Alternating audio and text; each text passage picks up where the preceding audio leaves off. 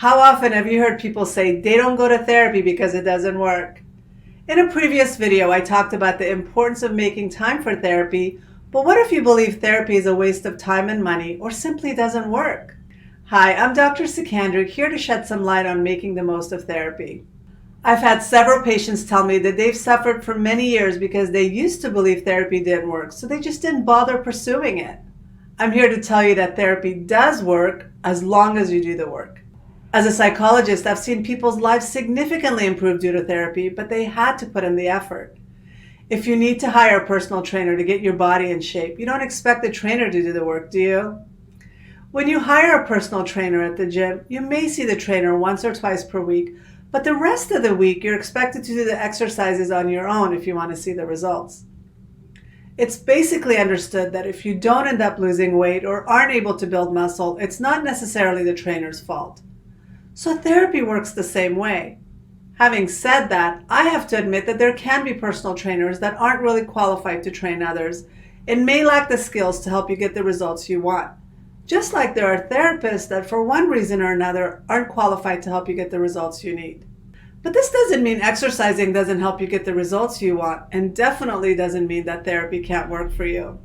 Today I want to talk about how you can make the most out of your therapy sessions. For starters, you need to show up consistently. It takes time to establish rapport or comfort with your therapist, so meeting consistently is important to establishing a comfortable working relationship. Repeatedly canceling your appointments or not showing up will not get you the results you want. Also, going to therapy once a month or every once in a while will not get you the results you need. Second, it's important that you come prepared to the sessions. You have an entire hour dedicated to you and your struggles, so why not make the most of it? Make sure to come prepared with thoughts and ideas that come up between sessions. Write down what comes up for you between sessions and reflect on your last session.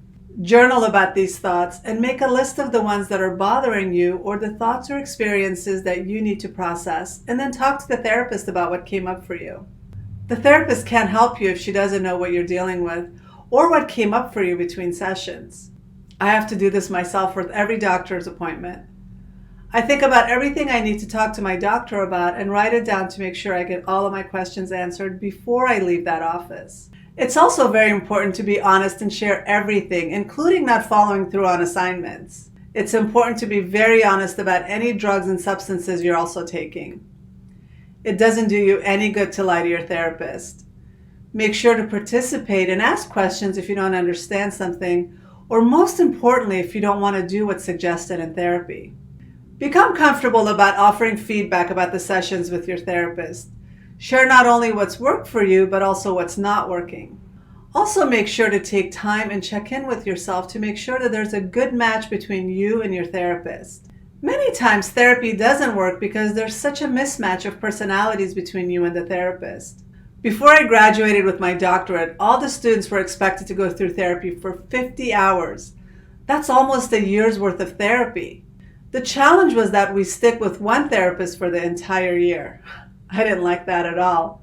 As it turned out, the first therapist that I found based on my limited budget as a student was a terrible match for me.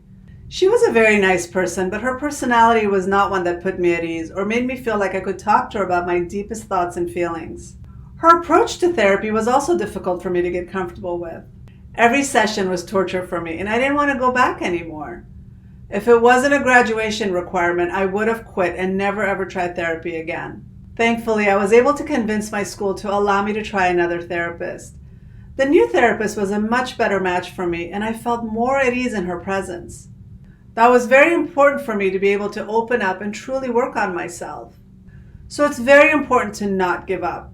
Remember, just because you don't see benefit with one therapist doesn't mean you should give up on therapy altogether. Due to my own personal experience with therapy, I'm not offended by a patient telling me that I'm not a good match for them.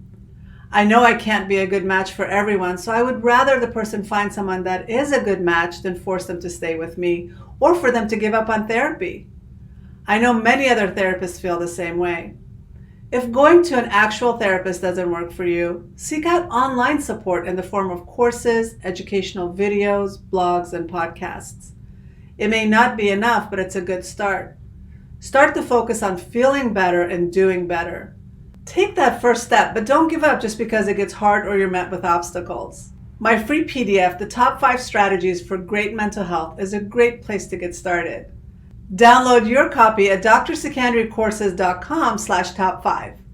Now comment below and tell me about your beliefs about therapy. Let me know if you think it works. Also tell me, is it worth it? Until next time.